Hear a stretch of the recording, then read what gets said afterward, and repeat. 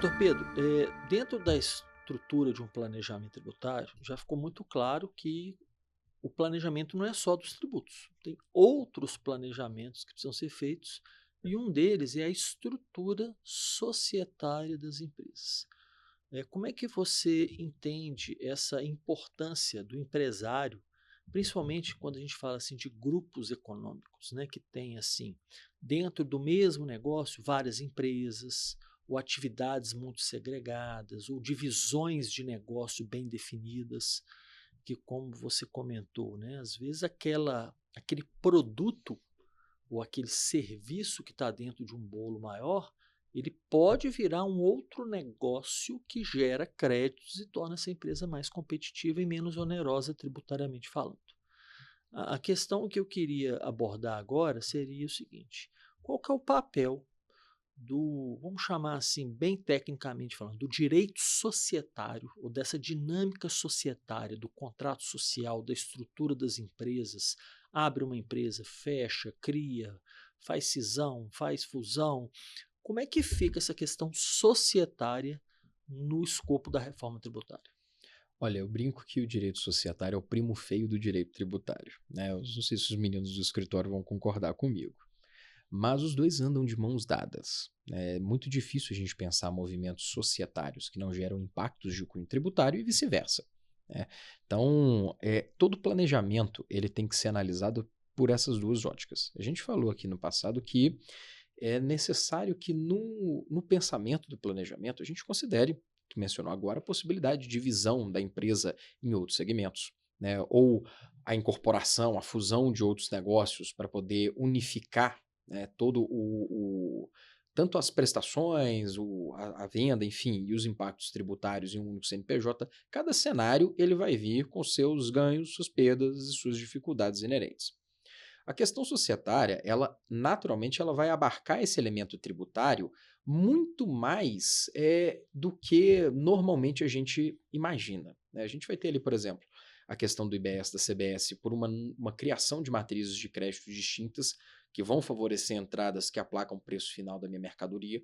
Isso é um cenário que, se hoje eu tenho uma empresa, eu vou precisar promover essa divisão. Essa divisão ela vai ocorrer de que forma? Como que fica o acordo entre os sócios dessas duas empresas? Elas vão ser capitaneadas por uma empresa que vai estar acima, uma holding operacional? Sabe, quais são os impactos que eu vou ter em relação às atividades intragrupo dentro da dinâmica da reforma tributária? Então, tudo isso ele é capilarizado pelos elementos do direito societário, das análises societárias, empresariais, de participação.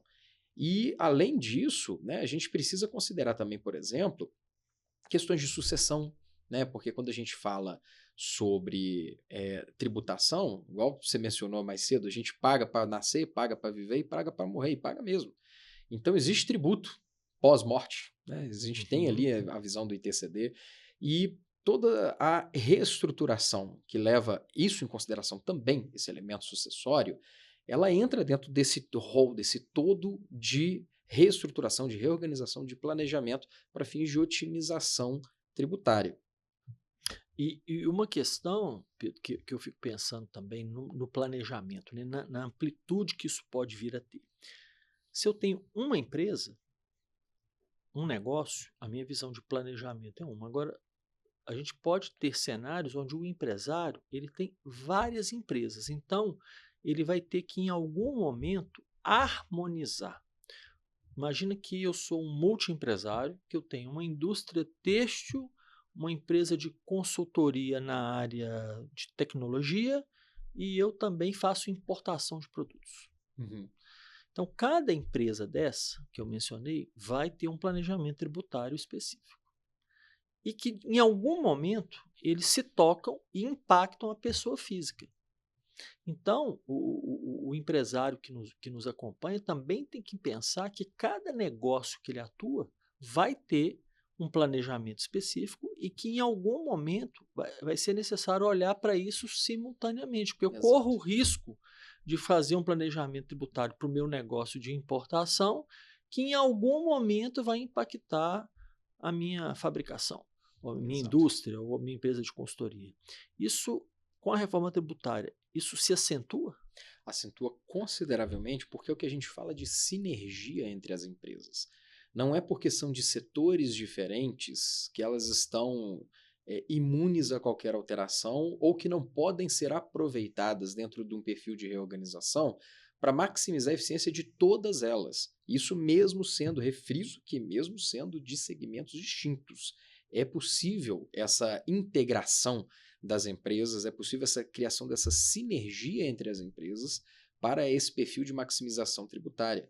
E mencionou a questão da pessoa física, nós temos um projeto de lei agora aí avançando no Congresso Nacional de tributação sobre a renda, que cria o imposto de renda pessoa física mínimo, que tem como objetivo principal a tributação de altas rendas. Então, isenta lá o imposto de renda para quem ganha até R$ 5.000, mas eu crio, por exemplo, tributação sobre lucros e dividendos, que até então não existia. Que hoje a gente, vamos dizer assim, é uma das principais estratégias de distribuição de riqueza das empresas é a distribuição de lucro. Exato. Não é, já há anos não é prolabore mais. Quando se tem um prolabore? Quando se tem. Então, hoje existe essa previsão, né, de potencial aprovação, eu acredito que os ventos são muito favoráveis à aprovação desse projeto. É um projeto com um clamor social muito grande, com um apelo social muito grande, e em função disso... E polêmico, né? Polêmico, né? E em função disso o Congresso é muito provável que ele siga um caminho de aprovação desse PL 1087. E com isso, o empresário que recebe lucros de uma mesma pessoa jurídica acima de R$ 50.000 por mês, ele vai ter uma retenção de 10% a título de imposto de renda sobre esse valor.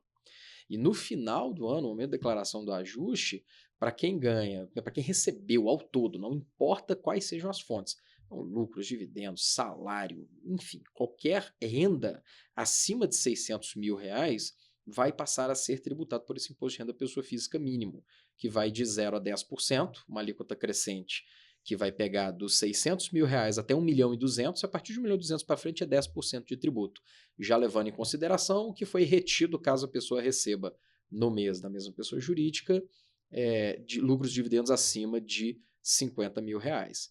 Então essa estruturação ou reestruturação precisa levar isso em consideração também, porque é muito provável que no curto prazo a gente tenha alterações significativas no imposto de renda pessoa física para quem hoje recebe principalmente valores isentos.